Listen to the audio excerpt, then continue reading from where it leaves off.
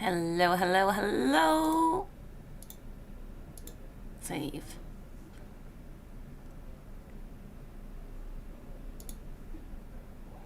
So I agreed we were doing some patch notes today, so we shall. It is all a little bit last minute, but yes. So I'm not super prepared.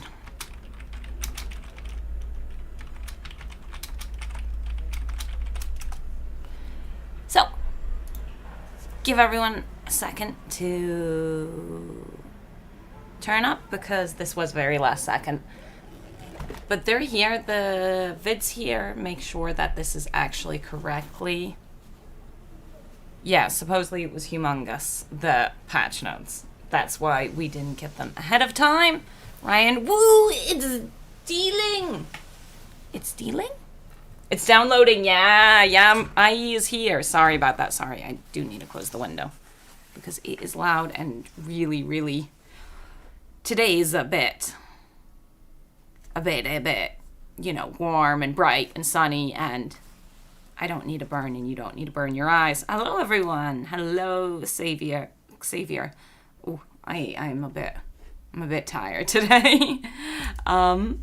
But yeah, I'll give it a second and then we can dive into it. But yeah, you guys got IE!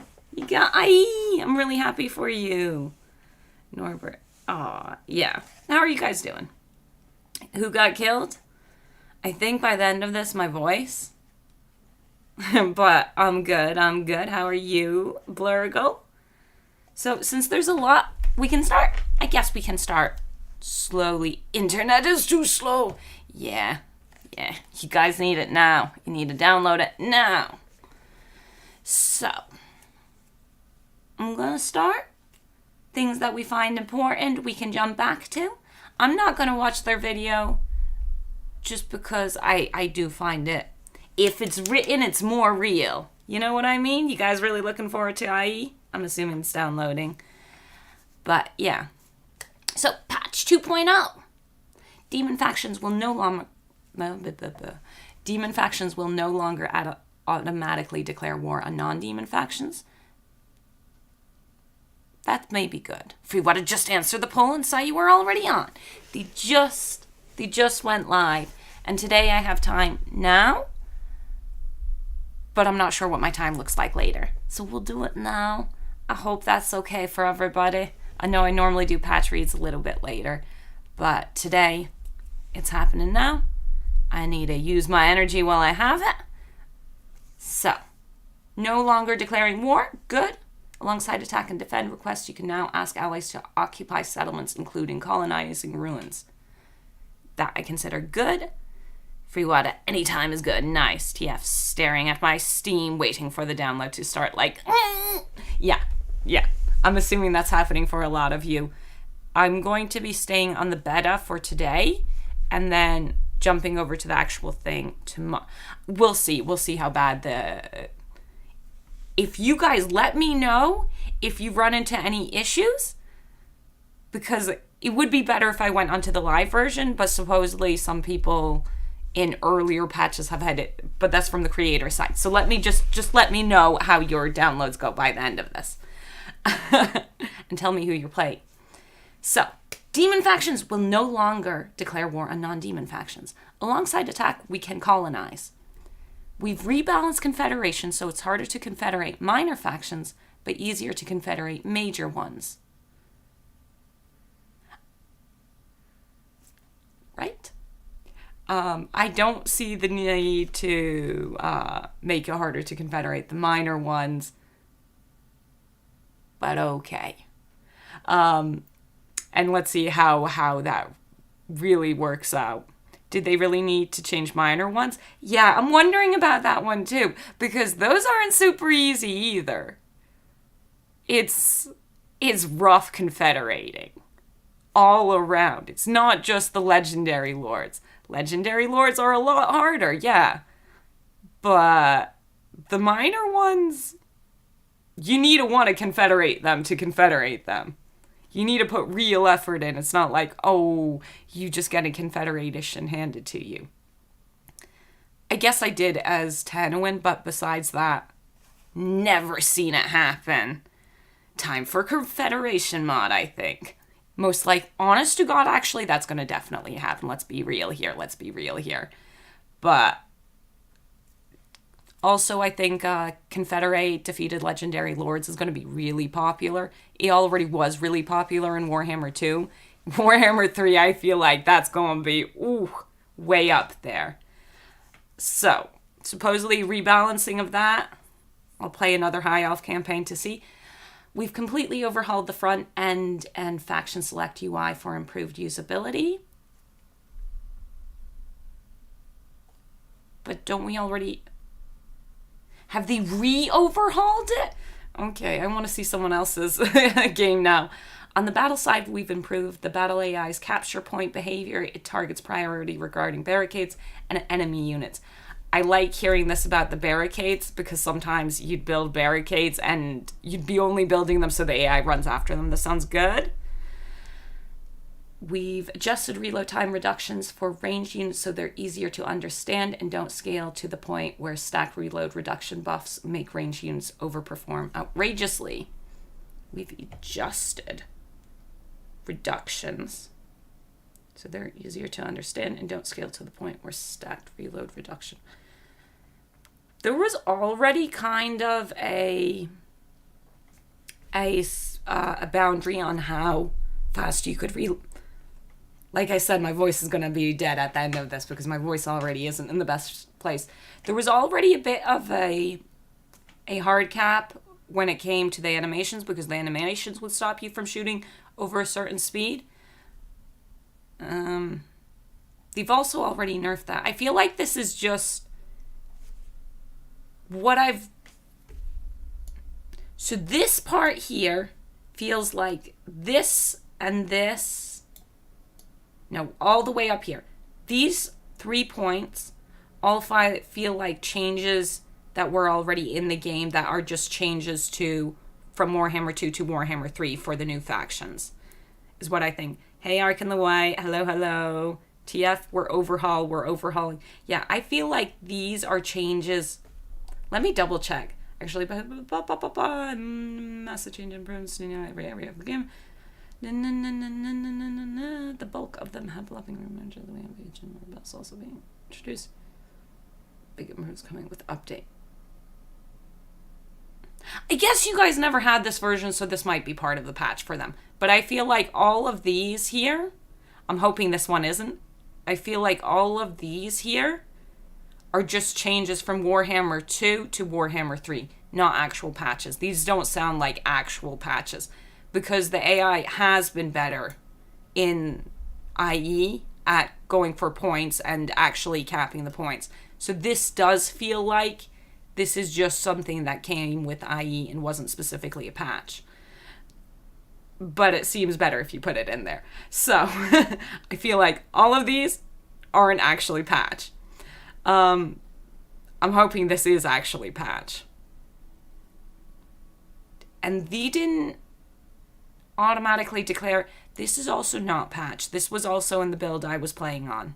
Okay. We don't need to judge CA for this. Okay, I'm gonna back off. Patch filler feels like a college report adding in some fluff. Exactly, free water. Take that, Kislev. Most Warhammer 1 and 2 factions have undergone some level of overhauling for Immortal Empires, some to a lesser degree and some to a greater extent. I'm sorry that I'm rewriting what they wrote. With years of tweaks and balance ahead for the game mode. Yeah, sounds good. Let's get to the actual... You better have more than that.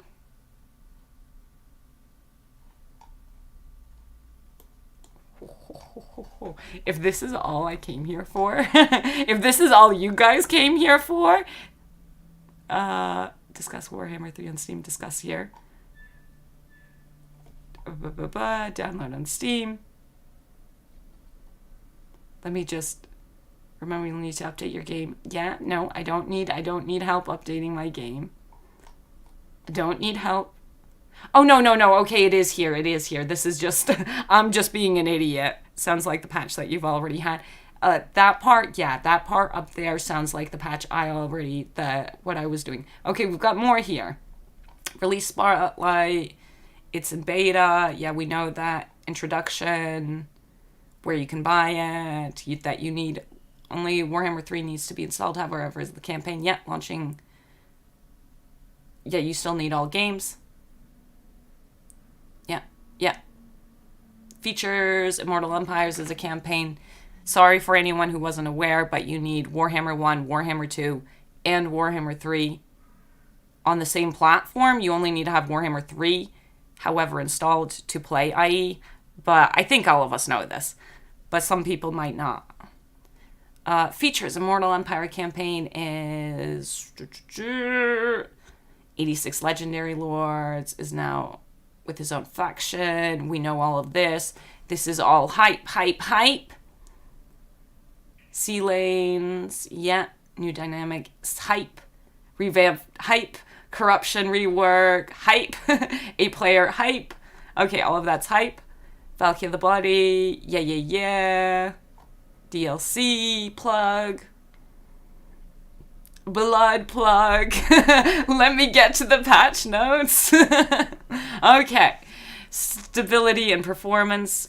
Fixed crash that could occur during AI army recruitment. I didn't know about that. Fixed a frame rate stutter caused by units passing through and destroying incidental buildings or scenery. Pretty, but good that they fixed it. Soft luck trigger when using diplomacy to threaten a faction who then declared war on the player as a response. Ooh, that's not ideal. Arcan, I don't know how anyone at this point wouldn't know you need all three. It's been heavily advertised. Yeah, I know. I still think they should let everyone play on the big map, but only with the factions they own. Because, that's going to get people to buy the other faction, unless they're like, an Empire person who only plays Empire, or a Dark Elf person. But, let them have access to the map, but only have access to the races that they own. Fair enough, in my opinion, like that. Like, if I didn't have Tomb Kings, because I originally, when I started playing Warhammer 2, didn't have Tomb Kings. I did by the end of it, but that doesn't matter. But I would see the Tomb Kings on the map. I could interact with the Tomb Kings, even though I didn't have Tomb Kings as a DLC, as the race pack. So I don't see why they couldn't just go, everyone gets big map. Only people who own the races get to play the races. Any patch notes? We're getting to them. Well, yes, here we found the patch notes. We've gotten to stability stuff, which are not the most interesting, but are super important. We've got gameplay now. Rules to diplomacy. Oh, they're going to explain it fully? Okay, so below are changes made to the gameplay rules, AI, and other mechanics that dictate how the game is played. These ones, the diplomacy ones, are interesting because we've seen Legends video and we know how horrendous confederating is. There are a bunch of rules to confederating. I think Mercy's made a good video on it. It's just a faff to make that videos. So I'm glad Mercy made it. Allies can now be issued occupy orders. Yeah, we got that already earlier, which is nice. Allied outposts can now be constructed outside of province capitals. That's good because of, sometimes they're all occupied. Sometimes you can't find a place. I like that. That's a good choice. Rebalance the base version for several factions, generally improving their relations with others. This is most beneficial to the Ogre Kingdoms. They might have had issues, yeah. Reduce the amount of threat generated by all factions. That's not good for us. That's not good for us. Because, okay, so the problem with the part of the good part, were these notes in your version? No, these are supposed to be, this is an update. That's why when I start finishing off this, once you guys have downloaded your game, before you go and leave me to go and play Warhammer 3, let me know how fast your download was, just in general. Because if it was totally fine, I've had completely fine downloads for patches. I'm going to go and switch over to the live version and not play on the version I've been playing on. But there is a chance if that's all iffy, I'm going to stick to the version I'm on and only update afterwards. So, reduce the amount of threat generated by all factions. So the reason this is bad is this is how you can pressure confederations. If the other factions generate less threat, it's harder to threaten our friends into confederating. So I don't like this. Still got an hour on download. Ooh. Did you have the base game, Johnny Gray? Did you have it? Fox or Pine, Australian, everything takes forever, not a good baseline. Oh, you know he's from... Okay, that scared me. Because that really scared me. But some people have had rough downloads, so I need someone who had a decent download to tell me how long it took. As in, someone who normally has decent downloads for the game. Because I have good downloads, and I tend to not have a lot of... when it's unpacking, when it gets all weird there, that goes fast for me. So I need someone who has similar experience. Factions will now once again consider previous positive and negative events related to dead factions when interacting with live ones. I didn't actually notice that wasn't happening. Or maybe I did. Players will no longer receive reliability rating penalties when forced into war via an elector counts dilemma.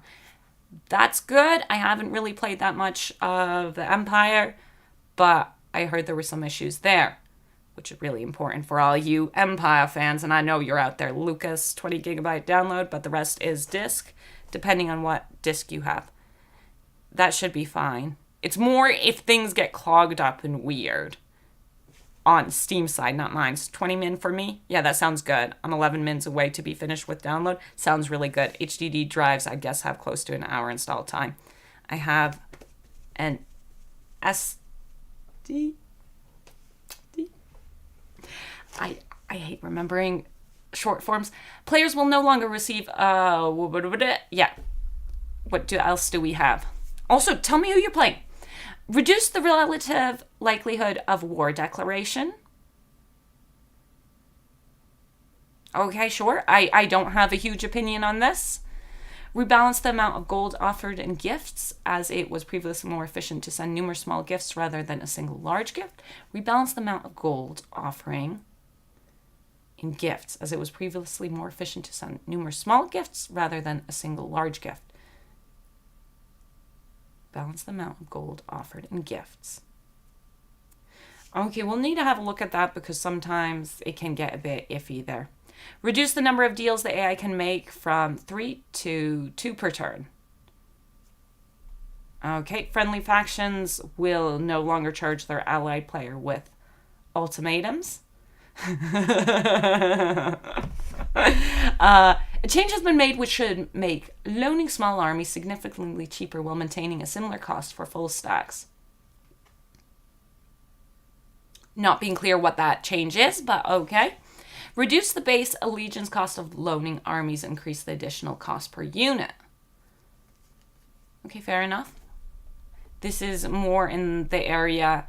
I don't use too many borrowed armies. Once in a while I will, but I'm so averse to trusting the AI. I do not ever trust the AI. I did your video faction picker and got stuck with Skarsnik. So, thanks. Skarsnik is fun. I love Skarsnik. You are welcome. You are welcome. You are very welcome, Foxer. Are you actually going to play Skarsnik?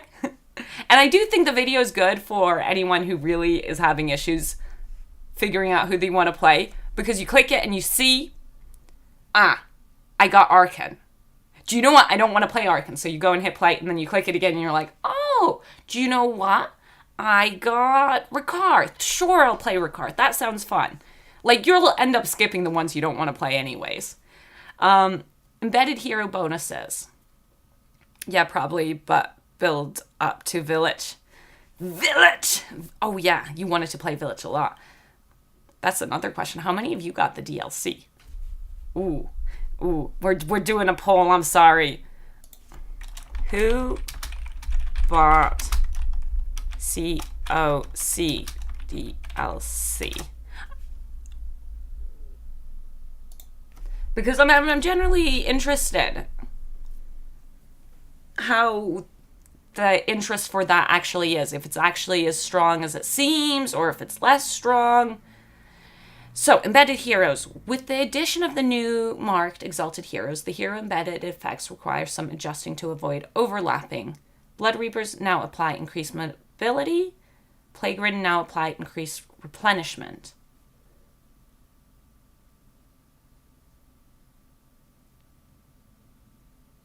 Because they had the same ability. Okay, fair enough. Was it stacking? Dang, if that was stacking, that's kind of nice.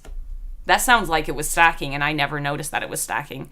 Hey, Simon Edwards. Hi, Ash. Do you like the changes that make I confederate less? No.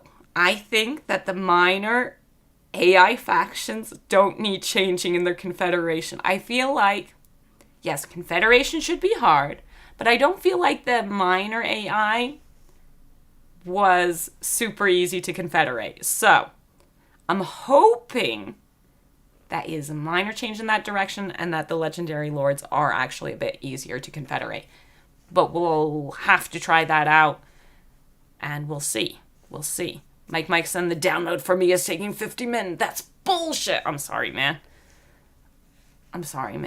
Ryan Conka, I got Grom first play. Nice. Grom's good. Technically, Grom's the one I got when I clicked on it, because someone asked me to do it. Battle reinforcement times. There was a margin of inaccuracy built into reinforcements arrival times based on the level difference between lords involved in a battle. This effect was minor and added confusion, so has been removed. Okay, now they're always accurate. Dev notes, ranging set in. Oh, okay, this one might be a little bit interesting. Previously, all ranging had an innate hidden reload time reduction baked into their base stats, ranging roughly between 7 and 15%. This variance led to several issues, some as simple as base reload times appearing as decimal values in the UI rather than nice round numbers. Two complex problems with how additional reload time reductions were calculated. How stacking reload reduction effects scale under different circumstances, obviously, often scaling DPS exponentially. Is that in reference to the spells that? It might have been. And how other gameplay systems play off the value. I think that last line implies that's how some of the spells were affecting. No, but it was that the spells were being considered missiles. The spells are considered missiles. To address this issue, we're removing the innate reductions on all units except the Regiments of Renown, which we'll still see reductions. Yeah, because here, if it's just one unit that's being ridiculously OP, it's one unit that's being ridiculously OP. I wonder how fast that will change, though, because of multiplayer. But you most likely can't stack it up as high in a battle. Okay, not too important, I believe. Technical cultist, I might return to my roots and play Kazrak. Beastmen made me buy Warhammer 1 way back when. Oh, nice. Favorite Beastman for me is 100% Malagor. I needed to make sure I said the right name. 9% certain I did. Mike's gonna keep changing my mind who I'm gonna play every 5 minutes. Katerin, France, Solario, Katerin, Valkia, Tyrion, Boris. There's so many good people. Yeah. Maybe Wolfart. Can Daniel now dual wield? That isn't in here, so I don't know. So I don't know. You'll have to try. Also, I thought he could. Or was it just that he could have a shield? Daniel's the only faction from 3 I haven't played. Dev note, in addition to the above change, we've also updated the UI to reflect the actual damage output of units more accurately. You cannot fire faster than its reload animation. See? Here's the cap I was talking about. A unit cannot fire faster than its reload animation, which in most cases lasts roughly 4 seconds. I thought it was 4 seconds. 3 seconds. I think for Warhammer 2, it was 3 seconds. Interesting to see. But I'm not completely certain that for Warhammer 2 it was 3 seconds, but I think it was. But the UI was not taking this into account. This means that when multiple reload time reduction effects were stacked, the UI would display higher damage values than were being dealt. Yeah, that was a big problem in Warhammer 2. Like, you could put so many different engineer heroes in armies. Yeah. So they're going to go and actually show the cap. I think that's good. I mostly only played Daniel because I wanted to play Nurgle without the cycling buildings. I love the cycling buildings. Didn't have much interest otherwise. Fair enough, fair enough. I love the cycling buildings. I think it makes Nurgle very unique. Altered minimum reload time value displayed in the UI from 2 to 4 seconds. Altered minimum reload time value displayed in the UI from 2 to 4 seconds. Note that this is purely a display change and will have no impact on actual reload times. So there will still be some units that can reload in 2 seconds. That's pretty good. That's pretty good. Wounds. Dev notes. We found the... One Sekaroos. We might be getting a big update. Because I saw talk about this in the creator thing. 1 second. We found that healing was allowing single entity units to come back from very low hit points thresholds too easily and with no significant trade-offs. As such, we changed how wounds work during battles. This is something I'm going to have to get used to. This is a big change. Big change. If they're actually implementing it. Once the wounds ability has been triggered by dropping below 25% hit point threshold on single entity units, it will now remain active for the remaining duration of the battle. But they're not telling us what it does. Because I know that they wanted to make a change here because, you know, hero stacks and single entity stacks, and you could bring them down to 1 HP and then bring them all the way back and it doesn't matter. But yeah, so they're not telling us specifically what the wound ability is right here. Let's see if that comes up afterwards. AI factions without a region excluding hordes will no longer sue for peace. I thought that was funny when that happened. Fix several instances where the AI would decide to sack a settlement they could not occupy, even when it was not optimal decision to make. Updating the AI to prevent them from prioritizing ownership of regions in adjacent provinces over regions in the province. Hello, kitten. They already own, assuming that both are equal. Okay, rebalancing, that's fine with me. Implementing a new system which guides AI expansion and which allows for target regions to evolve depending on the state of the game. That's interesting. I will have to keep an eye on that.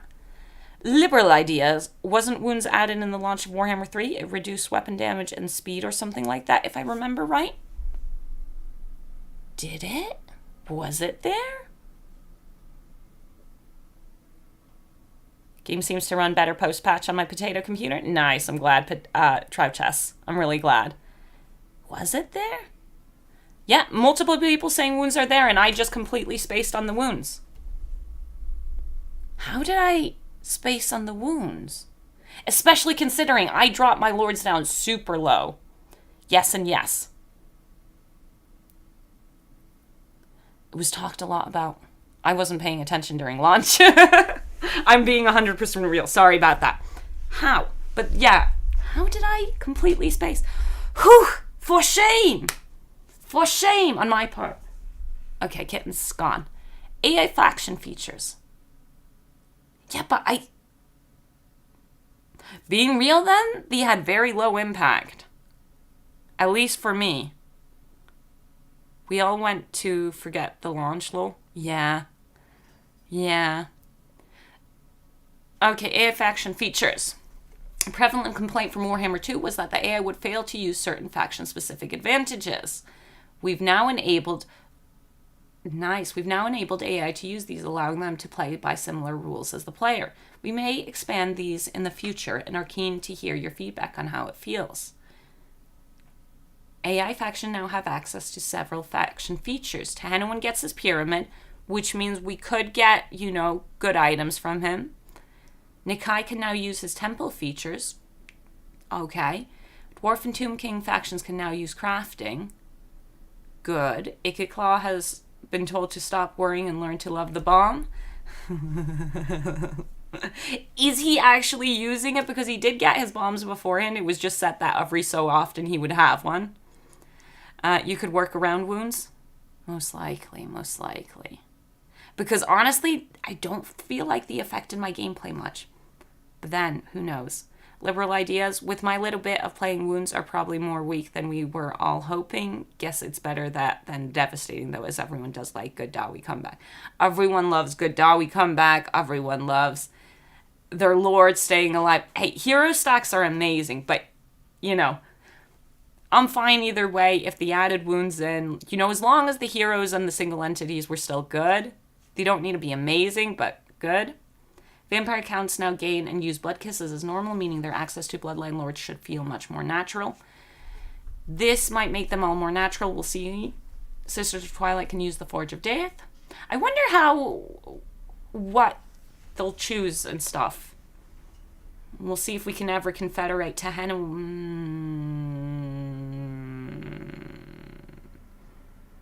Vampire counts. That's the one where I'll notice it. Or Sisters of Twilight. Because when I play Lizards, it's so hard not to play Tehena when. Military force generation and utilization. Previously, we could only use overarching groups such as melee infantry when determining how the AI groups its units. In Warhammer 3, we now have a much better control, allowing us to produce several subgroups within the melee infantry group. This should reduce instances where the AI spams one unit on only recruits low-tier units when the higher ones are available. Only some factions have been updated to this new system. The Empire, Dwarfs, Bretonnia, Vampire Counts, Norse, and all Chaos factions. We intend to move the rest over in the future patch. I do think it's good that they're actually limiting themselves, going step by step through the different one, but yeah, good. Oh, I love that movie. Sorry about my stuttering. Rebalance the priority assigned by the AI to each unit throughout the roster. That's good. Beyond turn 50, the AI will now actively explore the map once it is in a strong position to do so. I think that's a bit late, but okay. At least they're going and leaving their little settlements. This replaces the old system where the owner of a major port were revealed at turn 75. But they started exploring the map. Because the AI right now just sits in this little settlement. They will now place more weight on its overall balance of power rather than its local balance of power when evaluating its strategic situation.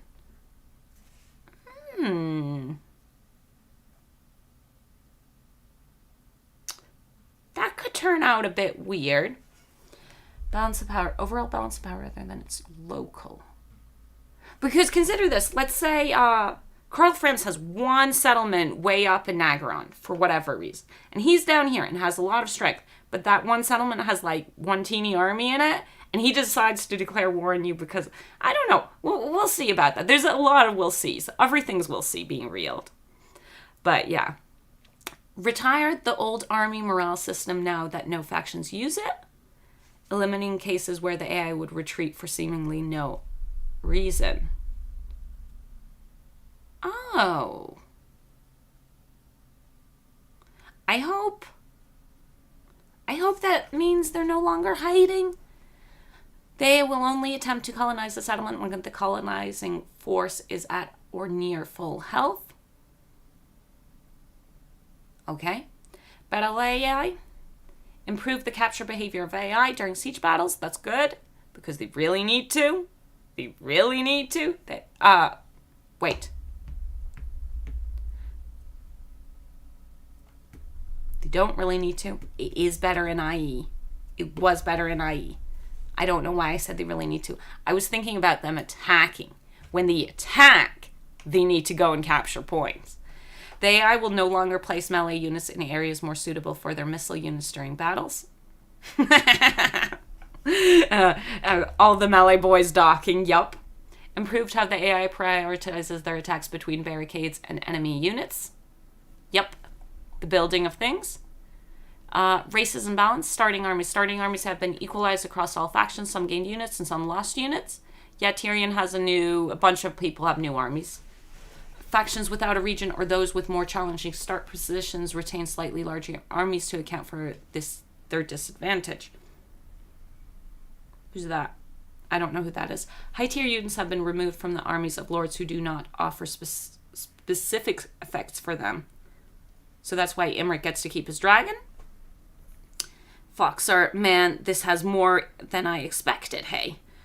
They're usually long, the patch notes, but I am glad that... I think a bunch of this is also just IE updates. Not all of them patches. I do think a bunch of these are just IE, and then there are patches in here. Because only the creators had access to IE. All of it is new to you. But I think there are actual real patches in here as well. But I do feel like a good chunk of this is also just IE. Does that make sense? Lots of notes? Yeah, lots of notes. Hey, Lily. And it's really nice seeing you. I didn't expect anyone ever to turn up from Free Water Streams, because that's where you are. Thank you. Buildings. We've reconfigured. We need to go back. Garrisons here has been removed from... yeah, we were here. Economy. In Immortal Empires, it's been set to 1 for hard, 1 for normal, 2 for hard, very hard, and legendary. Okay, so we're sticking with the 4% supply lines. I was a little bit worried when they said supply lines. I'm like, oh, are we going back to 15% upkeep? Increase. Increase the background income for all major factions from 2,500 to 3,000 gold on all difficulties. That might help them build more units. Garrison budgets have been equalized across the board now, falling between the Warhammer 2, Mortal Empires, and Warhammer 3 Realm of Chaos amounts.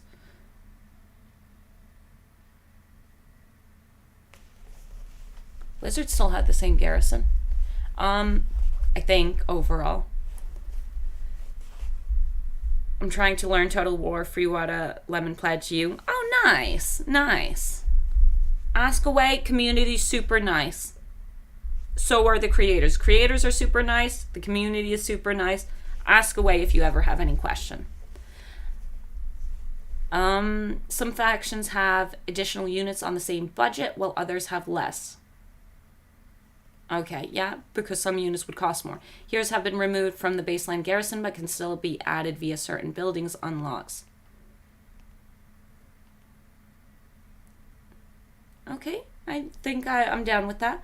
We will revisit heroes as part of specific and special buildings, as well as specific locations providing unique garrisons in the future. Heroes are very strong. They definitely were very strong in garrisons. Lucas Camargo, any updates on minor sieges? So far, okay, the most we've seen towards that is the garrisons, just that heroes are going to mainly be gone. Mainly. But otherwise, no. Lucas Lohman can confirm now at plus 11 megabytes, 30 minutes download and installation. I do have better internet than you. But that sounds good. If you've got 30 minutes with that, I'm good. Nice. Nice. That is really good. Lily, you are all very welcoming. I'm learning, but I am very slow at it. Love catching the live streams. Nice. I'm glad. Yeah, one needs to go step by step, and the live streams do help. I went and started watching live streams when I started playing because of it for Warhammer.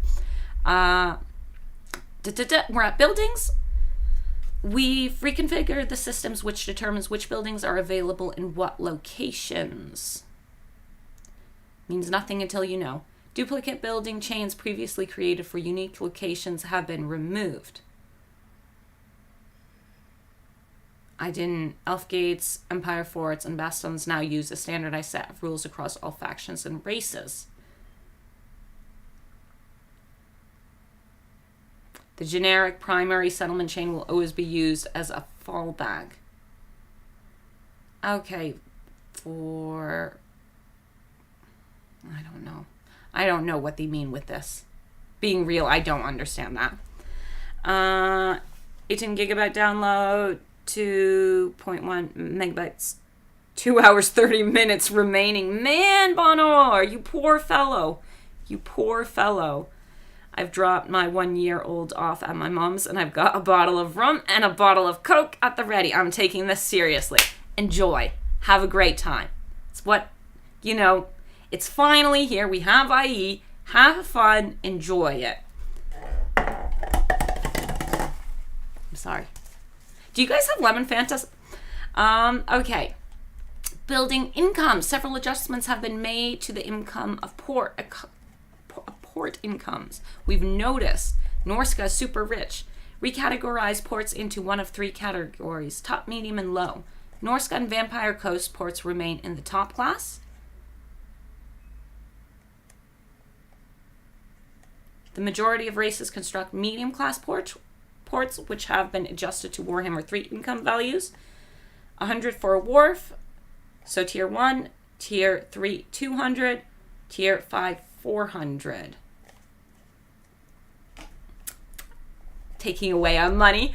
Lizardman, Skaven, and Greenskin construct low class ports, which have had their income values reduced to 75, 150, and 300 gold. Ooh, poor babes. Special ports have had their income values adjusted to 200, 400, and 800 gold, which is what matches Norska. Norska's so rich. Vampire Coast then. Does Vampire Coast have that same amount?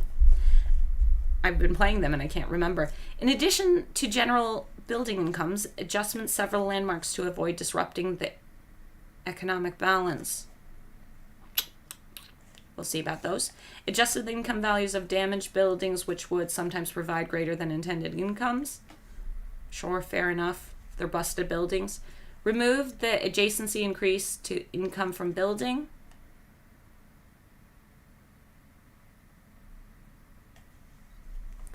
Is that the buildings that make settlements make more money? Remove the adjacency increase to income from buildings. I'm assuming it is that. Because Livy and Ducat replace the resource income bonus with the settlement income bonus. Oh, they took it away! That's a shame.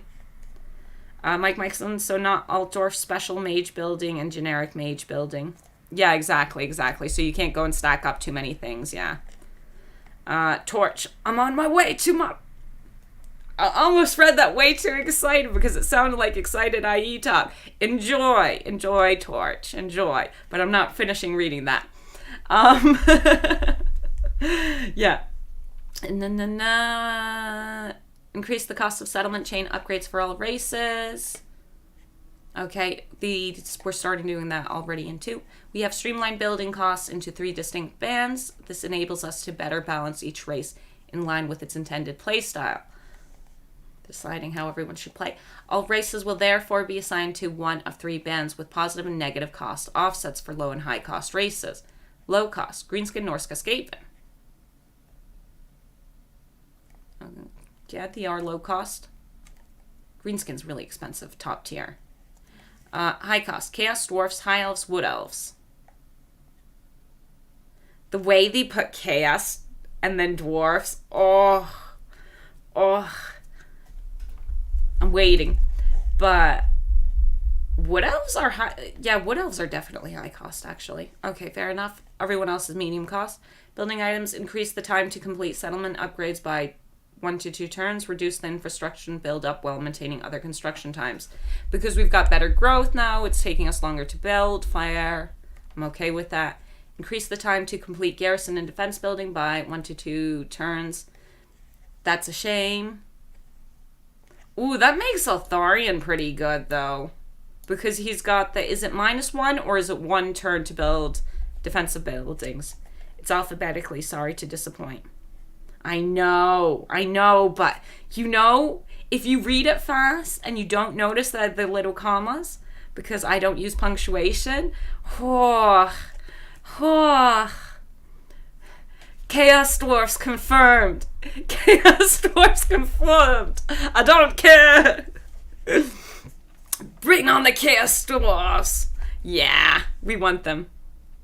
They nerfed Snow Leopard, lol. Oh, did they? I haven't gotten to that point. Reduce the amount of time it takes to construct resource buildings. That's nice. Correct instances where high tier buildings would have lower than intended construction times. Fine. All construction will now assign to 1 of 3 bands with positive and negative time offsets for slow and fast races. Slow building time, Demon Prince, Khorne, Slaanesh, Tzeentch, Lizardmen. Oh god, the Lizardmen do have problems. Tomb Kings, Wood Elves. Yeah, fair enough. Medium building times. Kislev, Cathay, High Elves, Dark Elves, Empire, Dwarfs, Vampire Coast and Counts, Warriors of Chaos, and Bretonia. Okay. Fast building. Ogre Kingdoms? Yeah. Skaven? Yeah. Greenskin? Yeah. Norsca? Yeah. Okay, would agree. If these are the fast ones, then sure. Some of the ones in here I would have said were fast, but if you're comparing them to tens, yeah. Yeah. Fair enough. Recruitment and hero capacity. Reduce the previous increase to hero capacity. Reduce the previous increase to hero capacity. That is kind of sad. Well, the base recruitment capacity of all races and factions is now 2. There are some exceptions to the rule. Beastman recruitment capacity reduced to 2 in hordes. Beastman recruitment capacity reduced to 2, 3, 3, 4, 4 in settlements. Greenskin recruitment capacity increased by 1. Skaven recruitment capacity increased by 1. Wait. Reduce the previous increase to hero capacity. Well, the base recruitment capacity of all... Oh, these are separate. Sorry. It is hard for me to read, by the way, guys. You do know that. It's not actually hard for me to read. I shouldn't go and make excuses for myself. I'm just slow sometimes. So, Beastmen now get 2 from their recruitment pool. Beastmen and settlements, depending at tier or settlement type, it's 2, 3, or 4 you could recruit. Greenskin's got an extra 1, which means I think they get bonuses to recruitment as well, so it could be anywhere in that line. Skaven also got an extra 1. Tomb King's got an extra 1. That's good. Because only being able to recruit 2 dudes is a little bit too little for a lot of people, especially if you can't increase it somehow. Skills General. Immortality now unlocks automatically at rank 20 for all characters. You can still disband your heroes, and that will remove their immortality. You are not stuck with them. Oh my god, they buffed Warg Wagons! I guess I'm playing France. Do you think the War Wagons are going to be good enough? Magical reserves now grant +5 wins of magic, maximum reserve capacity to own army. Okay, that's better. Spell Lord General, Fiery Convocation. We're getting into buffs and things and numbers. Okay, so Fiery Convocation has been taking a bit of a hit. A little less armor piercing. Overcast, again, less armor piercing. Tempest, flying units, good. They buffed it because it's not a great spell. Speed debuff, Tempest. Yeah, buffing Tempest, important. No? There's a bit of okay, it's not only buffing. Overall, I think... Replace the cannot move, debuff with it. Okay, so we got a little more.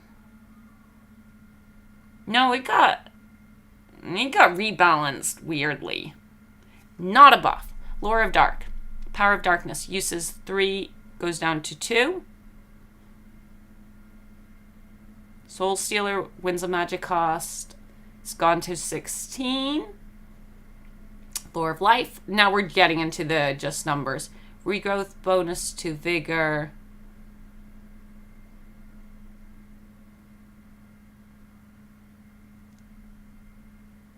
Went from -100 to -5. Okay.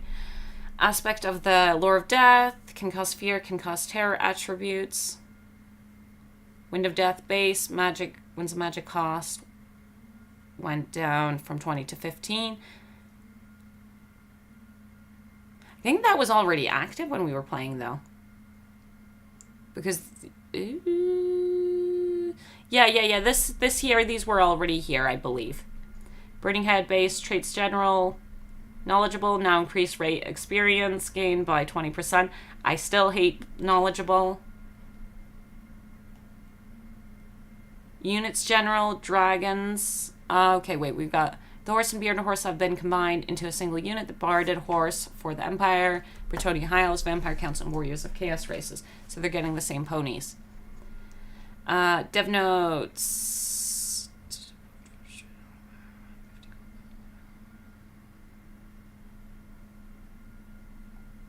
Okay, so they've just combined them. We've got one pony instead of two. Fair enough.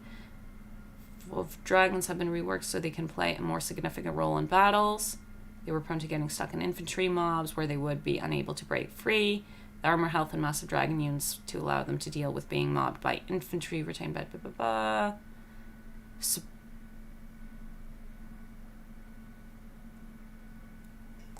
we'll see.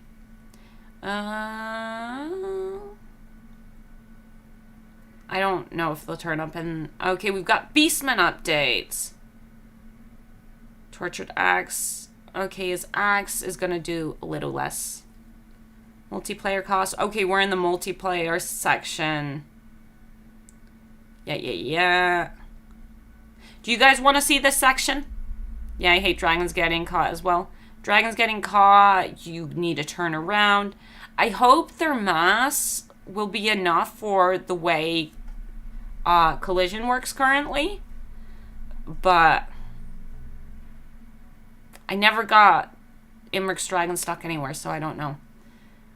But do we want to go over all the general changes to units?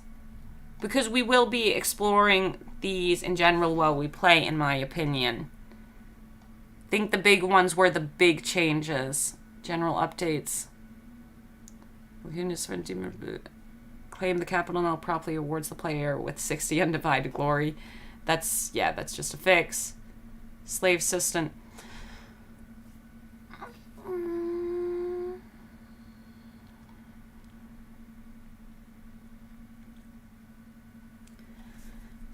I also think that the changes to the slave system will make it possible for the Dark Elves to use it, because they didn't use slaves.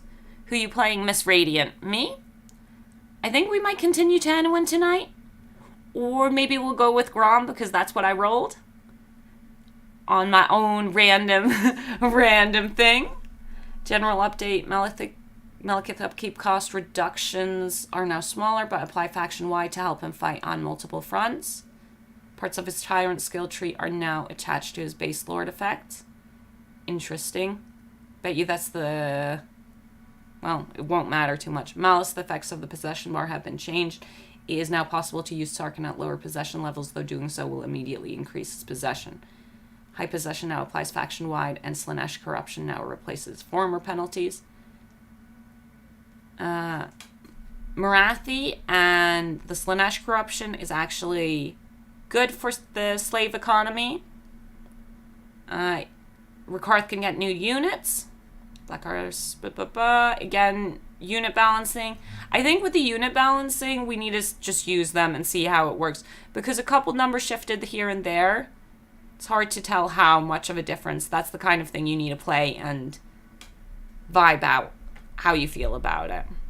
Foxer. Okay, so heads up. After patch 2.0, I had to revalidate my game files to get the DLC to be detected.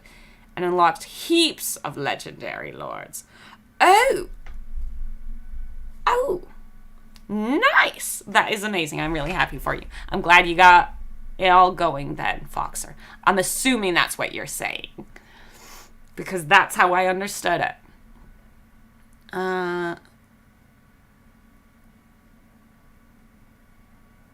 Replace the Helm of Many Eyes with the Crown of Command. But the Helm of Many Eyes is still in the game. Arcan White. Alright, mine just finished. 50 minutes on 100 megabyte download speed. However, it looked like it re-downloaded part of it, got to about 50, then went down to like 1. Okay. Patching hype. Yeah. No, I'm expecting you guys to have a lot of fun. And that next time we stream, you guys can tell me who you've played and how you're feeling about stuff. We've got more the balancing stuff again. You need to play it. If I see anything interesting in it while I skim through it, Because reading out numbers, I don't see... Sometimes they apply differently than you expect. Blossom Wind. Radius. It got a bit bigger. Armor Piercing. Blossom Wind's getting a buff. Do you know what, though? Blossom Wind is most likely still gonna suck, but I'm still gonna use it. I like Blossom Wind. It is a hilarious spell. Tusk Mob, Melee, Dual Axe Infantry, I love to play Katarine, don't I? She is my queen, she is your queen. She is, man. Shulkan, to be honest, I think about playing Dwarfs again. The last time was in Warhammer 1. I'd give them a real shot. They look really fun. I've only played a bit of Dwarves. I haven't played much Dwarves. Give them a shot. You should try whatever you're vibing. Ooh. I always worry about the Gobos. Specifically, the Fanatics. But this is... Okay, they're a bit more expensive now, even in game. That's fine, though. They're really good. They're worth the price. You're worth the money. Oh no, this is what I was worried about. Spinning Loons. Loons of 8 peaks. We've reworked... And the Boss Loons ability for all Fanatics. No longer need to be in combat for these ability to recharge. Oh! They just recharge. Oh, yeah, I'm accepting that, but we do need to see how it plays out. We need to see how it plays out, but I'm down with them just recharging. Skull Wand of Caliph, price. Foxer, thank you for the $5. Sadly, I have to go to bed, but there's $5 for keeping us entertained while we watch download bars.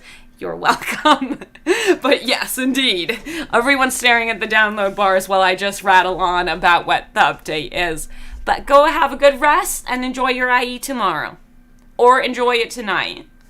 Thank you for being here, Fox. It's much appreciated. Arcan, the Disable Startup Cinematic mod is already updated, lol. A bunch of the mods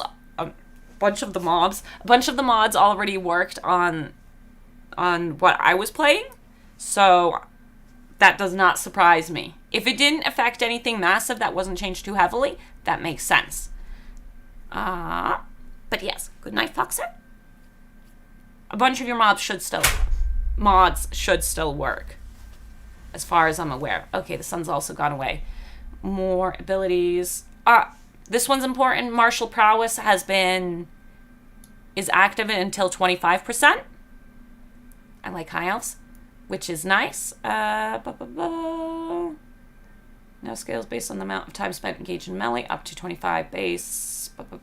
Nice. Sword of Techless, tougher greatest small mastery cost. Winds of Magic power reserve. Winds of Magic reserve per second.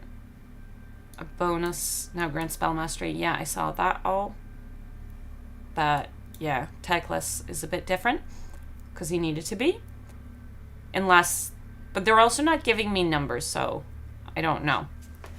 Campaign. Reduce the innate movement range bonus of Blood Hosts from 35% to 10%.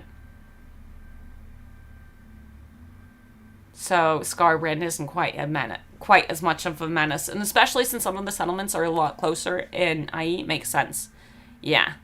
You have to re-download Vlad and Isabella. Everyone needs to re-download Vlad and Isabella. Who doesn't have... Everyone wants a Vlad and... Are you guys going to go and play in Vlad and Isabella? Because they're pretty darn strong at the moment. Like, really strong at the moment. Yeah, they're just going and nerfing Scarbrand's movement, which is not too surprising. Reduce the bonus movement range granted after raising a settlement via the Skull Throne ritual from 25 to 15. Yeah, overall, increase the bonus. Increase, so we're getting an increase here. The bonus movement range granted after raising a settlement via technology unlocks from 10 to 15. Still overall a decrease, but it's trying to balance it out. Phoenix Guard's still not unbreakable. Phoenix Guard are... Hey, Phoenix Guard might be okay. Ark in the White, well, it has all my DLC, but I can't start a campaign with them right away, and it says free on their portraits. Ooh. That sounds buggy. Try closing Steam completely and relaunching it. Like, close everything. I don't even know if you play on Steam, but I'm assuming you do. But yeah. I think that would be worth giving a shot. If something's weird, close everything and restart. It's always good to turn it off and on again. That's more multiplayer stuff. We've got some Kislev stuff. There's a lot. Oh yeah, the Snow Leopard was. Domination capture. Wait. That's not a nerf, man. Or do you play Domination? Mike, do you play Domination? I don't think you play Domination. As far as I'm aware, you play single player. But you might play Domination. I don't know. But kitties have less capture weight. Dev notes. Krokar's factions affect Scar, Old Bloods. Okay, so Krokar focuses on Scar veterans and Old Bloods. And they gain a scaling weapon strength buff for every level they gain. Gorok. Lord effects lean more into defensive nature. His unique fright has been revamped rather than granting unbreakable to Saurus, which was most useful when losing and substantially annoying to counter. It really was. It now grants them barrier and immunity to contact effects like poison. I think I've already seen some of this because, yeah, I think these are just the updates, I believe. Again, these are just updates. Michael Isham, corrupted update file after sitting through the update. Sucks to suck. Ooh. Ooh. Felix Edmonds says, press download on the free DLC worked for me. That's directed at Arkan. Give it a try. So excited about this launch. Yeah. It should be really good. It's going to take 9 months. My installation got to 25% broke. Now it says it's going to take 9 months. That is ridiculous. But Mika Isham, sorry, that sucked. Oh, God. Here come all the problems. Oh, but, I restart it, do all of the things. You've all had to deal with games being a little iffy, especially this one. Felix had to go through Warhammer 1 to free DLC and just press download once, then they should appear. Ah, good. Shulkin's Gaming. Mike, so it's your new child then. Good point. 9 months. That makes sense. Oxyatl Special Mission now target demon factions and will scale better with campaign difficulty. Good. Because that's what he should be doing, because he's, the demon hunter. He's meant to stop all the demons. Tehennawyn now unlocks Regiment of Renown by leveling up. Like other faction, his pyramid instead offers a repeated way to get blessed spawning units. Yet we noticed that in our campaign. On top, that's why it looked different to me. I thought they just shifted them around, but it was that they were blessed. On top of new starting positions in Exotic Cathay, Nakai has received a revamp to effects received from his Temple of the Old One system. In addition, his tech tree has been updated to provide much better economic scaling over the course of the campaign, because he was poor, substantially improving his ability to stay in multiple hordes, because he was so damn poor. Additionally, Slann, including Muzzlemani and Croak, will enjoy several updates to their skill traits to keep them up to the tier of casters and offer them new effects like Barrier. I do want to use my Slann and figure out how I feel about that. Mike Mikeson, it only takes me 68 seconds to install a baby. Oh, lordy! Additionally, Slann, including Muzzlemani and Croak, will enjoy several updates to their skill trees to keep them up to at the top tier of casters and offer them new effects like Bear. I read that. But yeah, we've already been seeing a bit, because this is, again, I believe something that was just an IE. I went and skipped through these a bit. I can feel that my reading abilities are going down. Primal Instincts. Golden Tribute. Yeah. Spells. Deliverance of Itza. Since I didn't actually use Croak prior to this, I don't know if this is patch, because I know that Anticity said it was amazing. but I didn't play Croak, so I don't know if this patch or actually just there. Slaanesh approved speed. It is. That's pretty darn fast. It's just above a minute. Norska's gotten a lot of updates. I really like them. The Hound gives Kilgore Slaymaim, who I kind of want to see because he's the only one who wasn't in that. Oh yeah, because he was a hero. I'm sorry, we are jumping through. If you guys know about anything interesting that we should focus on, let me know. Giving them the space to take greater advantage. Okay. The ogres have not been a focus for changes in the stoplight. They should still benefit from general improvements we've made to the global diplomacy between races. They said the threat and stuff, and that people don't hate you as much. Races will be less unfriendly towards ogres, in particular giving them space to take greater advantage of their contract mechanics.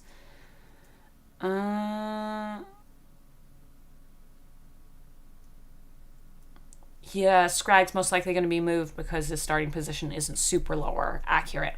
Greasus can now equip followers only intended for tyrants. Good. AI Ogre Kingdoms factions will now select big names. Good. Nobler Trappers, prices again. Skaven, the Veil of Shadow spell available via the Skaven spell of Stealth will receive a significant cost reduction, allowing it to be used more often as an area denial tool. That might make it a bit more useful.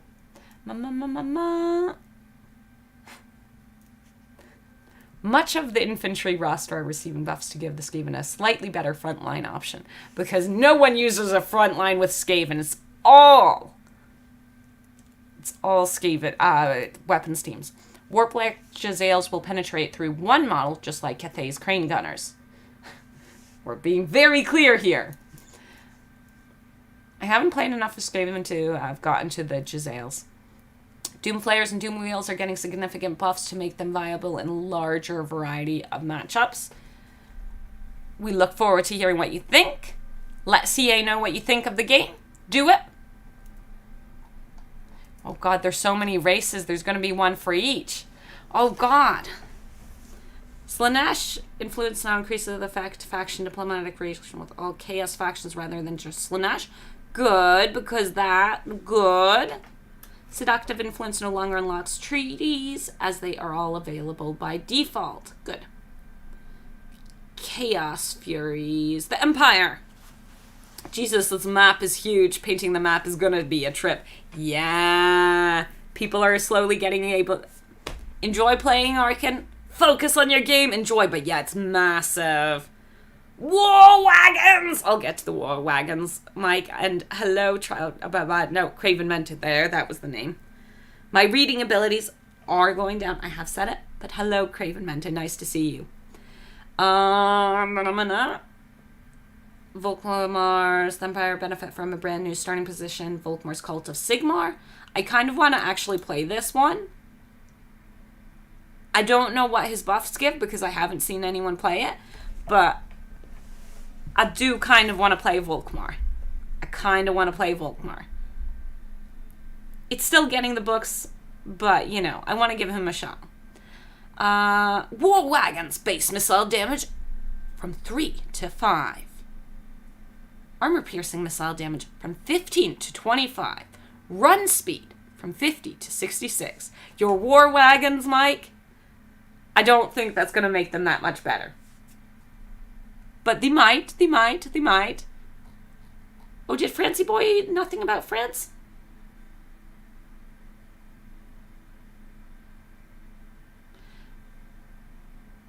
They're saying they'll patch as need be. But I've heard a couple people complaining about France. Already unlocked. Unlocking other faster than your standard Archlector. Imperial... Okay. Tomb King, Empire got, like, no changes, it seems. Tomb Kings, besides, Empire OP. War Wagons Doomstack. War Wagon Doomstack. Tomb Kings, Cetra's growth bonuses have increased and replenishment effects have been improved. Also gains bonuses to allegiance. points generation, etc. might not serve, but others surely will. I feel that's right. Kalita now gets buffed to diplomacy, control, and research rate, representing her beloved status and the technical expertise of her home city of Libaris. Arkin now gets additional army available at the start of his campaign, making him a much more dangerous threat in the early game and a real contender in the fight for Nehekara. Kateb now receives a substantial cost reduction to rights and the mortuary cult, which should scale better in the late game than his previous effects. Nice. Kalita?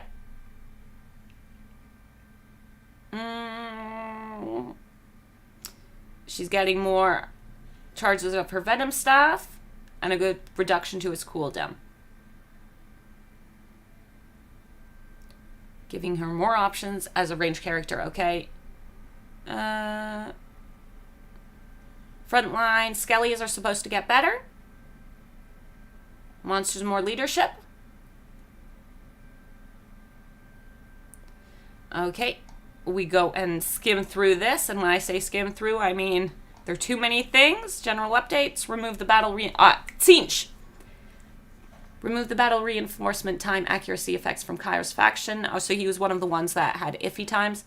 Tzeentch factions will no longer use their unholy manifestation mechanic subfactions in the Chaos Realm if they are not also in the Chaos Realms. So that's for the Chaos Realms only. Sotharel's Watchers minor faction will no longer declare war on the Kurgan warbands as it benefits them to have Kurgan warband attacking the Great Bastion. That's good. But that, again, is thingamajig. Yeah. Coast. Dead Rise Again feature previously exclusive to vampire counts.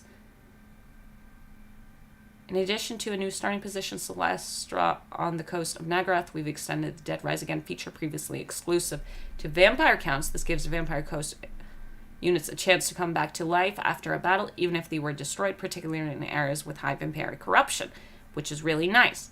Though we pity the poor soul who puts the bloated corpses back together after battle. Yeah. This is one of a bunch of heal caps have gone up massively in general, which is real nice. Bomb throw gunnery, yeah. Vampire counts. Tech tree revamp, free skeletons and zombie are gone, but many other techs have been improved. Is it worth the free, guys? I don't know. You'll have to figure out for yourselves. And you don't really have a choice in it, honestly. I'll fix your wagon. That sounds inappropriate. It's not, but it sounds it. Improvements to raise dead pools will now scale up Imperial corruption in addition to battle sites, giving more reliable access to some units. I feel like everyone who does the horde raise building kind of thing, so Warriors of Chaos, Vampire Coast, and Vampire Pirates. No, Vampirates and Vampire Counts all have the same system. Fair enough. Update bloodline effects. I don't know what those are, but I believe it. Improve the early game economy. You made okay money with the vampires. Early game, like you made good money later on. You made enough money. You can make more, though. I'm good with making more. Access to Mongols if you own the Vampire Coast DLC. Nice, you get Mongols. On top of all that, several individual lords have got new stuff, too. Helman Goris has struck off on his own, now preys on the caravans of the Ivory Road from his lair in the Haunted Forest. Yeah, with his little zombies that you can't kill. Vlad and Isabella are now forever together in love. We no longer can get her trait, but, forever together in love. Fair enough. Manfred now starts in the Southlands, hunting the Books of Nagash. Another Nagash one, so we got 2 Nagash boys. We're very much looking forward to hearing your reactions to these changes. On the battle side, objectives have been bring to...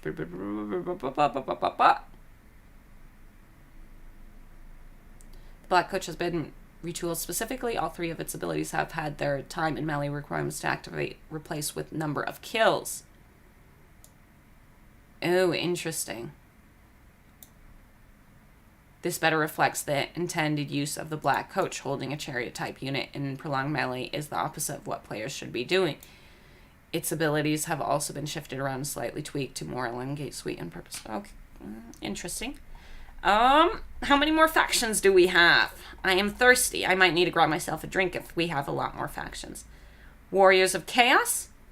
You guys have seen a lot about this, I believe. Dark Fortresses. This has been heavily covered, honestly. I don't think there have been any real updates to them, though, in the patch. I think this is just IE again. I think a lot. New Supreme Vanity, passive ability. New Tempest Rage. New. Are these actually new, though? Doom Totem. I think they put that new there specifically for people like me who assumed that everything would be... Okay, let's go and look at the ones that say new on them. New. Supreme Vanity, passive ability. Affects all lords and heroes within range. Increase melee defense by +10. Range 35 meters. Seen the Black Coach a bit in action now. It is, I think, in a rather okay state. Okay, good. Because that sounded a bit iffy. Sounded a bit iffy. Thank you, Craven. Tempest Rage, active ability, buff. I'm getting... Wood Elves. Wood Elves gain no major change, it looks like. But we get trees, and I want to go and check out the trees. I'm going to go and do that in a campaign very soon. Campaign. General updates. Okay, they were right. It is a massive thing. But I do think a lot of it is just IE. I think a lot of it is IE. But dang, it is massive. It is a lot. Because do you know how long we've been at this? Do you know how long we've been at this? I don't, but I know that my voice is getting parched. Okay, it's been an hour. We've had longer patch note reads. We've had longer ones, but it's good. Blade Singers got a buff. Damn, they were already amazing. Blade Singers.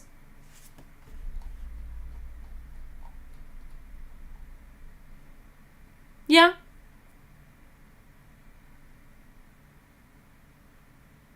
I think that's fine. They're trying to make melee more... what's it called? They want more melee in the game, it seems like. That's why they lowered the cheats for the AI. They're buffing melee. Because we've seen a bunch of melee buffs as we've gone through. So it makes sense. I think they want just more melee. They want more balanced armies. Which, they're going to be more balanced armies now because it works better. Prominent. Indeed. General updates. Fixed an issue where a lord's name would not be listed in the related event message when a loaned army is returned after dying from attrition. Okay. Fixed an issue where unit stats would not update when fixed several bugged character animations throughout the campaign met. Prologue the Lost God. This is the tutorial. Panda, if you're still around, Lily. The tutorial's really good. It's actually very useful. It's annoying that you need to go through every single step, but it's a good tutorial in my opinion. It's a good tutorial in my opinion. The Realm of Chaos. 4 new provinces have been added to the Realm of Chaos map. Middle Mountains, Northern Wastelands, Marches of Corone, and Albion. Oh, okay, that's good. So we're getting a little Bretonia. We're getting a little bit of other things. That's nice. Other changes, but this is for... Realms of Chaos. Immortal Empires. Fixed an issue where reinforcement lines would display when hovering the mouse over settlements with hidden Skaven, thereby revealing their presence to players. Yeah, but at the same time, we already can check where all the Skaven are, because, you know, public order and income and any of those abilities. Lily Panda, I love a good tutorial. I'd give it a shot. Warhammer 3 has a good tutorial. I'd give it a shot. I actually enjoyed it besides knowing how to do the things and being stuck needing to click those buttons. But it's really good if you want to learn the different mechanics. It's pretty good. Ark in the White, I heard that people genuinely enjoyed the prologue. Yeah, it was surprisingly really good.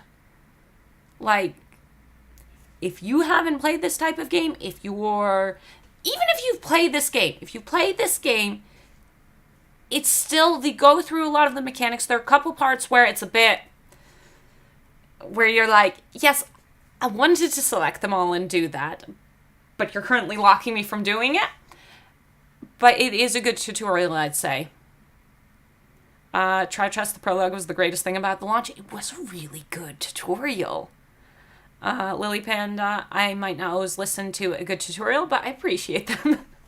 Well, you have to play it. You don't have to play it, but you should give it a shot. You don't just listen to the tutorial. It will just go through step by step with everything. Battles.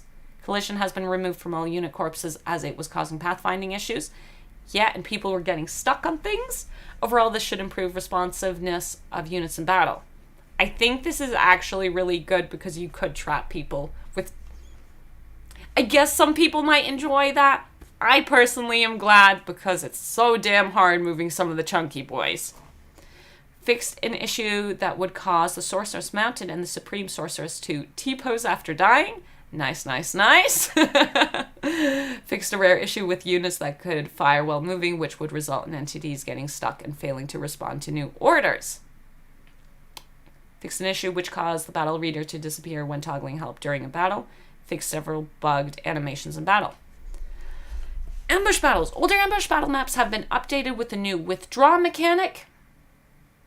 Okay, Domination. I don't do multiplayer, so I'm skipping Domination. Minor Settlement. You guys wanted to hear about Minor Settlement. Dev notes. Older factions from Warhammer 1 and 2 now have Minor Settlement battles in the campaign. These battle maps are also accessible through the front-end battle menu. Languille, Quinels. This is just a list of all the ones that you can go and in the custom battles go and check out. Which, good. Sure. Major settlement battles. Older factions, again, we can go and check them out. Corone, Paravon, Ancient City of Quintex, Certosa, in general, yeah. Multiplayer, general, Gotrek and Felix can now spawn in multiplayer campaign games when playing as Kislev or Cathay. Nice. Nice. They get around. I like that. If you don't have Gotrek and Felix, go and get them. Lily Panda, again, if you're newer. Go and pick them up. They're on CA's site for free. Multiplayer battles, map pool update. As part of the Immortal Empire's release, a significant number of battle maps from Warhammer 1 and 2 have been completely reworked and are now available in Warhammer 3. Yet, this is more a multiplayer. Graphics, fixed several issues which would result in graphical artificing, fixed an issue which would cause shadows cast by flying units in battle to flicker on the landscape, toned down the enthusiastic fire effects of Treekin Regiment of Renown units, improved the visual effects of deployment zones and multiplayer battles. I think that just means making it clearer. Audio, each reach available in Warhammer 3 now utilizes a modular UI sound effect, which plays unique UI sounds effects for the given faction. Found and fixed several instances where units and character voice lines would fail to trigger. Yeah. All 27 lures of magic now have bespoke casting sounds. Nice. Nice, because I think some of them matched up beforehand. Custom multiplayer battle UI overhaul. That's UI again, and that's multiplayer. Looking forward. The assembly kit. Okay, so things, I'm going to pick out things that seem important. Next update is scheduled for September. So this won't include any fixes to any issues that have been brought up. They've got their planned fixes for that. Spectre Voices update. Okay, so even if there's something that's not coming in that, come early October, we can look forward to 2.2, the first planned release to include adjustment-based. So in October, our feedback as a community can influence the 2.2 update. The assembly kit, so this is for modder people, but with an all-new game mode, we know there's a huge community ready to start implementing their own spin and style to what the game has to offer. The final piece of the puzzle is the Total War Assembly Kit, which we hope to release on all platforms alongside Update 2.1 or Update 2.2. So either September or October is their hopeful release date for the mod kit. Siege Doom Knights model update. They looking good. Nice and shiny. Very shiny. Nice and good. Wolf's Power. Hello, Crucial End. Anyone else stuck on Faction Select? Can't decide what to play? 1 second, Crucial End. I have a thing for you. You guys are all about to hear sounds. I hope not, because... wait, I need to do that. I have something specifically for you. And what you need is... I need the link. I'm sorry, I don't have the link straight away. Look at me going and shilling my own stuff. Where? Here. Here. Here. Here. Open it. Click on it and tell us who you're going to play. Gib, we'll have it. You can have it now, Wolfspal. Go and download it. Go and play. But yes, self-promo. Self-promo. Because I know how hard it is to choose. I had that issue when I got access to it. I didn't know who I wanted to play. So just go and let RNG choose. It does download. Good. Ultimate Crisis. Did I ever actually go over this? I'm assuming you guys have seen other people go over this, but I should have gone over this. Let's quickly. So, this is our new difficulty. I really should have gone over this now that I think about it.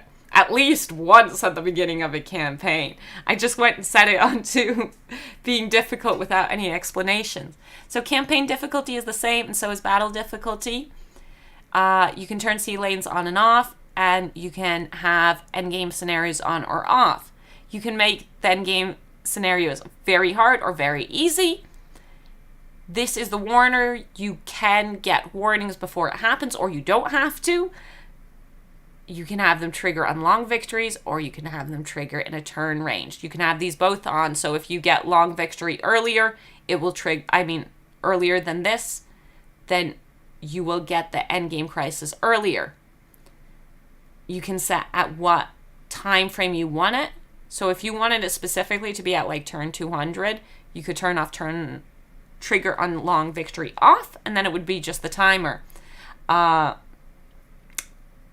then, yeah, you can pick what kind of crisis you want to a certain degree.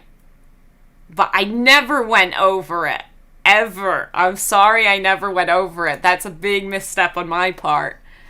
Think I'm going to go Archeon. Ooh, nice. Oh, it's about to finish. Nice. I'm really happy for you, Johnny. Great. Well, I wondered a lot what YouTube did not explain or showed. Like that the effects are now visual on the unit banner and not at the individual model.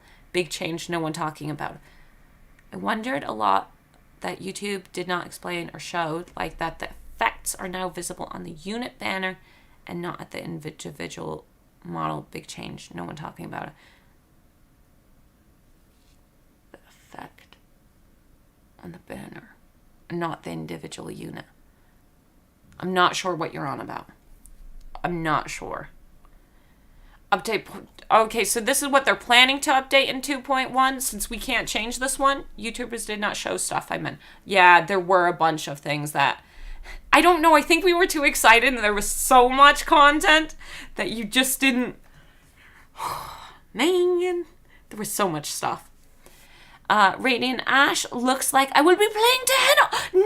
Nice! Must be Faded since he is one of my faves. Thanks. No problem. Tanoin's babe. Enjoy.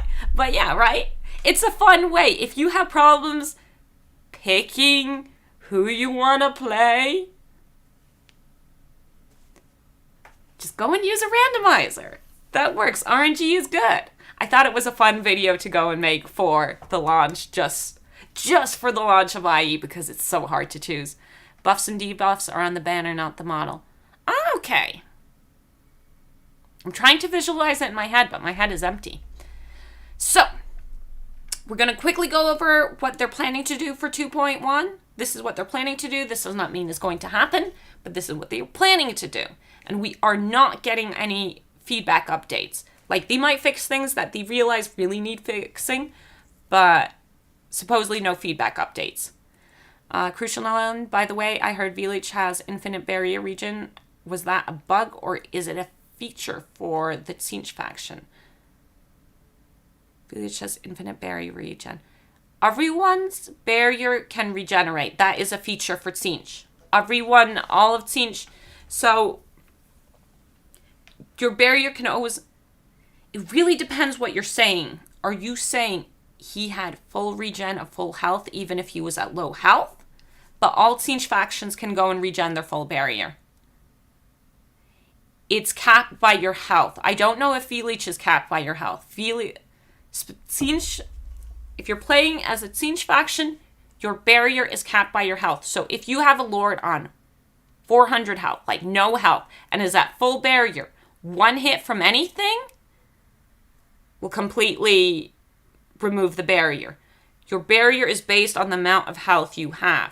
If your Lord is at 1,000 health and someone hits it, it will only take a chunk of the barrier. So, barrier does not have a healing cap. It does not have a healing cap, no. But barrier, the amount of barrier you have is based on your health. So there is no numerical cap on barrier regen provided they have health. As long as they have health, they can have barrier. Yes, that is normal for Tzeentch. Those are two separate things. Regen and how much barrier you actually get. And I think I was going and muddling them together. So, real simple. No cap on regen of barrier. A cap on how much barrier points you actually have based on health. I think that kind of says it correctly. There's most likely a better way to phrase it. That's cool. It is really cool. Yo, man. Tzeentch is a pain to go up against. A real pain to go up against. Because of barrier, and because of halting faction and trading settlements, and Tzeentch is the new Skaven. So much. So the one to tweaking the start conditions for Be'lakor to offer him more flexibility and options in his early game, adding missing text to the Hero Academy notification, adding the correct settlement art for Tautiqua's settlement. Tzeentch Doom Knights will be made available in the recruitment pool for Sigvald, Archeon, Kolek, and V-Leech. That's in their next update. Adding clarity to the victory conditions of the Grudge Too Far in the Wild Hunt endgame scenarios. Okay. Ensuring that the Master Engineer is a high priority pick for garrison forces, because the Master Engineer is good. The Grudge Too Far event will trigger when the invasion begins rather than 4 turns too late. One less grudge. Finally on IE, so excited, nice, really happy for you. Fixing an issue where ornamentation on the Palace of Princesses walls can block artillery damage. Isn't that how... Okay. Be'lakor will be made available in custom and multiplayer battles regardless whether you've completed the Realm of Chaos campaign. I think that one's important because you don't want to force your players to go and play something they don't want to play. If they want to play it, good, nice. If they don't want to play it, they should still be able to play Be'lakor for their multiplayer stuff. There are many more included in the build, so watch for the full release notes when it arrives in a few weeks, because we got... Boris isn't unlocked? Oh my god, Boris isn't unlocked. Oh! So, they're unlocking Be'lakor. They're unlocking Be'lakor, but they're not unlocking Boris. Play an easy game. Ooh. Something is going a bit wonky with the stream. That's on my end. Play an easy game of any of the Kislev people and just go and get it. But yeah. Boris isn't here. Interesting. Suspiciosus. Wilhelm, I suppose we can do that quest on Immortal Empires? Yeah, you could, because it would be just owning the main faction buildings for Kislev. So you need Prague, you need Erengrad, you need Prague, Erengrad, Kislev.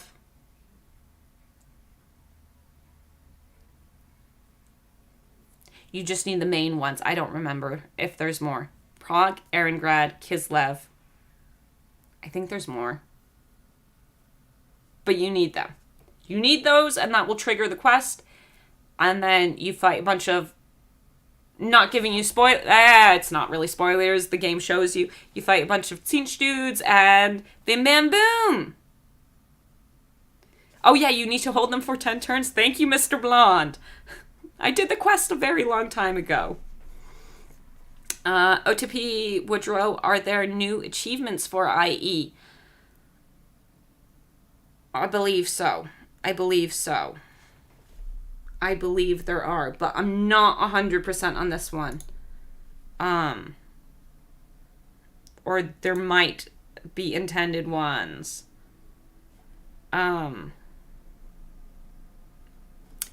Check that out yourself. You guys have IE now. I believe in you. Go and check if you can get new achievements. But I think maybe.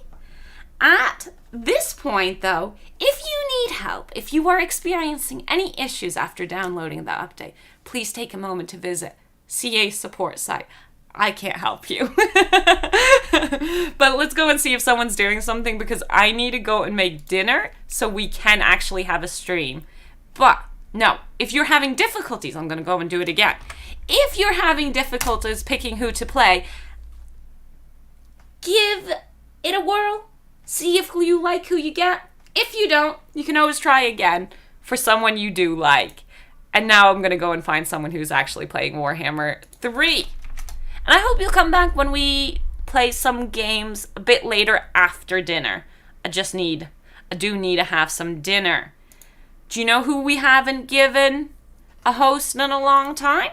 I know who it is. And they're doing a This is Total War campaign. They're doing This is Total War, and I'll tell you who once I put in all the information. Don't disappear. Give the person a chance. Oh, wait, what? Nice. Safe. Check out Snitch, This is Total War by Skaven Dan. I'll see you after dinner, maybe. And then tell me who you're playing and how you enjoyed it. But thank you all for coming. It's been wonderful. I've had a blast. My throat is killing me. I need some food. I need a drink. Come play games with me in about, I'd say, 2-ish, a little over 2 hours. See you later. Have you decided what to play after dinner? It's going to be Tanawin, or we might do the random My Little video, because I'm pretty happy with that video. But I am enjoying the Tanawin campaign, so I might continue that. Thanks, Ash. Thank you, Lily. Okay, bye. Check out Skaven Dan. Be real friendly to him. Bye.